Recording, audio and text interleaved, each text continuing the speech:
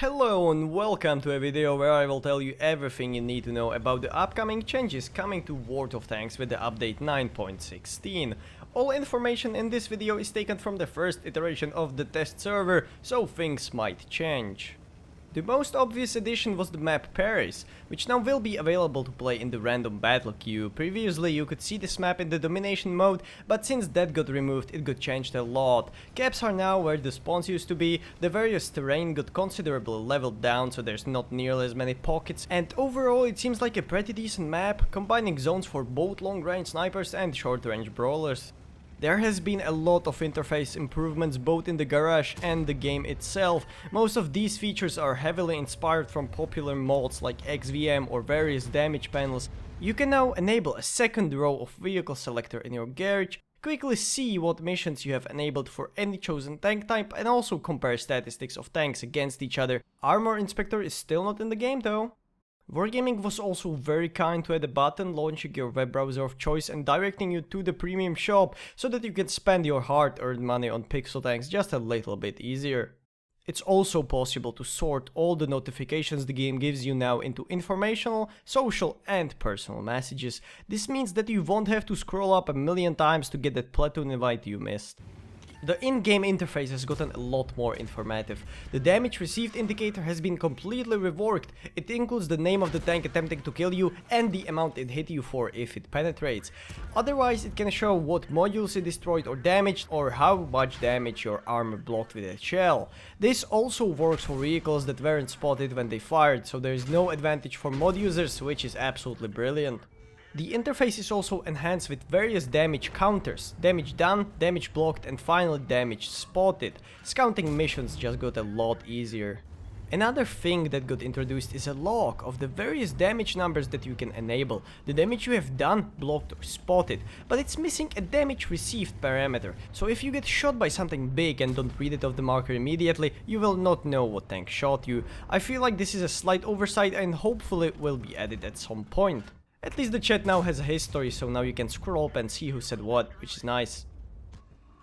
The battle performance badges also got reworked quite extensively. They now pop out at the bottom of the screen instead of the top and look completely different. They are more colorful, look cleaner and show before basically every event. For example, damage done by setting a tank on fire, which counts up as they burn, or the number of detected vehicles. Quite useful stuff that helps you keep in touch with whatever is happening, and there is of course the ability to turn it off for the people that don't like it. One change introduced in 9.16 that I don't like for sure is the removal of the in-game all chat, which will let you discuss things with the other team in only the most civilized manner. I feel like banter is a part of the game that adds to the fun sometimes, and so this should simply be made into an optional opt-out for people who don't like being told to kill themselves.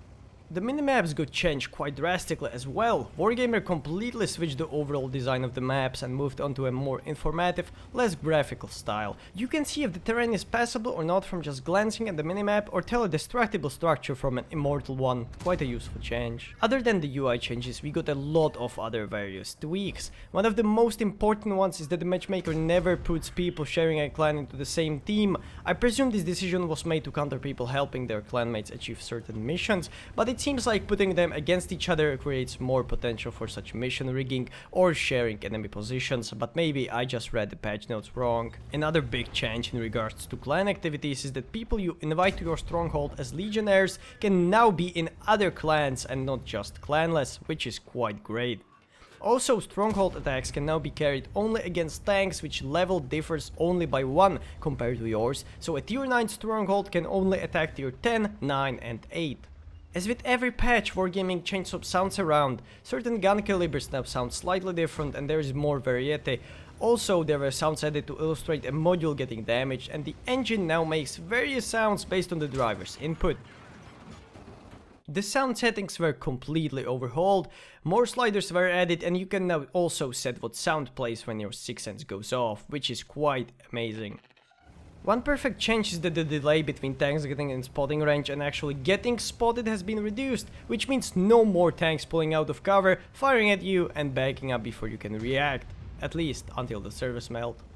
And last but not least, you can now recover sold premium tanks and crews. For crews, the rules are rather simple. Any crew member you dismiss that has enough XP to train the first skill fully will appear in a special tab called Dismissed in the barracks. Here you can obtain him back free for 2 days after you dismissed him, and then another 30 days after if you pay the 60,000 credits per crew member.